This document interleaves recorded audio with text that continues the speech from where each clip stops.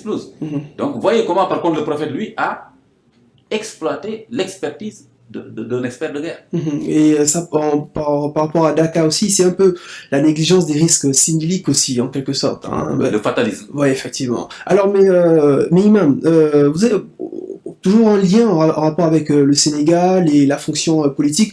Vous avez remarqué que récemment, le nouveau président de la République, Bassirou Diomaye Diakhar Faye, a créé une direction du culte et des affaires religieuses. Quel est votre avis, vous, en tant que comme religieux aussi au Sénégal, par rapport à la création de cette direction? J'ai beaucoup de problèmes. Je suis dans la confusion dans cette affaire-là. Mhm. Parce que moi, écoute, on ne m'embarque pas juste par des trucs émotions, direction religieuse. Ah oui, c'est formidable. Non, non, non. Moi, je ne fonctionne pas comme ça. Ce qui est sûr, c'est qu'on a beaucoup parlé de l'importance de respecter le statut des religieux. Même si je n'aime pas tellement le terme de religieux, parce que je ne suis pas plus religieux que personne d'autre. Moi, je préfère qu'on me dise Imam Kanté, écrivain, etc. Parce que côté religion, chacun fait ce qu'il veut. Maintenant, Bon, même si vos écrits un peu engagent un peu la religion aussi. oui, Beaucoup. une direction Mhm. déjà logée à la présidence me pose problème. Mhm. Ça veut dire que c'est sous la coupe directe du président. Au moment où les Bachir, le président Diomaye et d'autres, etc., cette mouvance qui est au pouvoir actuellement, n'est-ce pas, disaient que le président a trop de pouvoir, on ne va pas encore lui rajouter un pouvoir religieux. Et en mettant une direction là-bas, on lui rajoute un pouvoir. Donc il y a un problème là. Deuxième chose, une direction en général, ça se met plutôt dans les ministères, etc., que à la présidence. Troisième chose, il me paraît très problématique d'associer la direction des affaires religieuses avec l'insertion des diplômés arabes. C'est deux choses différentes. Mhm. Différentes. Pourquoi, selon vous? Parce que la question d'insertion, ce n'est pas une question religieuse. Mhm. Ce n'est pas une question de fatwa. On va faire une fatwa pour dire insérer les diplômés? Ou bien est-ce qu'on va les mettre dans les ministères pour voir leur formation, les mettre à niveau, voir on va les recruter dans quel... si c'est un arabisant qui a fait des études de médecine, par exemple, on doit pouvoir lui faire une mise à niveau en français. Parce que c'est le français la langue officielle jusqu'à présent. C'est comme ça. Ça, ce n'est pas une affaire religieuse. Ce n'est pas un verset du Coran qui va régler ça. Donc, cette association-là entre affaires religieuses et arabisants, c'est même contradictoire avec ce que les arabisants veulent. Parce que les arabisants disent, notre problème c'est quoi? C'est que les gens pensent que nous, parce qu'on a fait arabe, on doit être des imams. Donc, vous n'allez pas les associer encore à une direction des affaires religieuses. Il y a un problème. Mhm. Et le reste aussi maintenant, c'est que j'attends de voir qu'est-ce que ça va donner, puisqu'ils ont mis une direction, nous attendons de voir. Et j'ai vu nulle part des concertations préalables. C'est une décision unilatérale, hein? Il me semble. Mhm. Donc, j'attends de voir. Mais concernant le premier point que vous avez abordé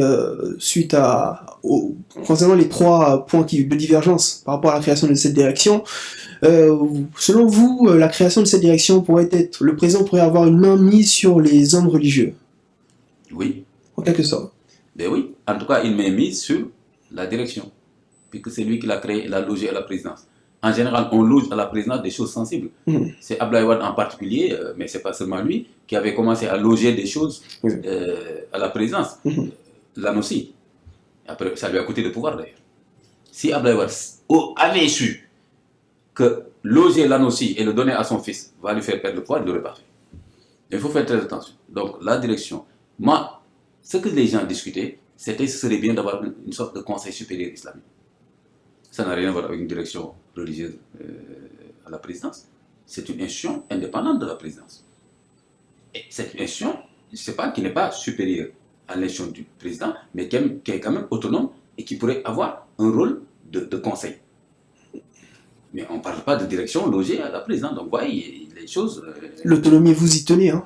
Ben oui, et je vous dis une chose, aujourd'hui, les religieux qui ont accompagné ce qu'on peut appeler le PASTEF pour arriver au pouvoir, les Domdara et d'autres imams comme vous les avez vus, ils seraient en contradiction s'ils acceptent d'être au bon soin du président.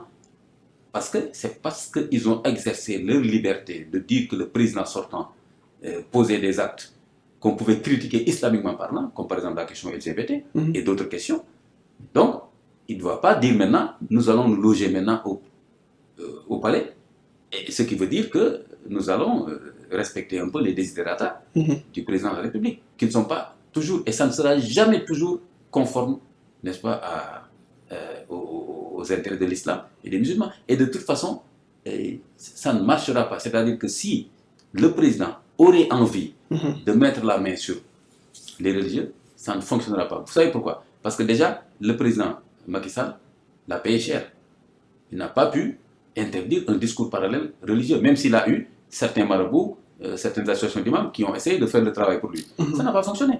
Pour ce nouveau président aussi, il faut tirer des leçons de ça. Personne, pas Diomaye ni personne d'autre, le président Diomaye, ne pourra museler ou bien mettre la main sur le religieux. Comment il peut le faire?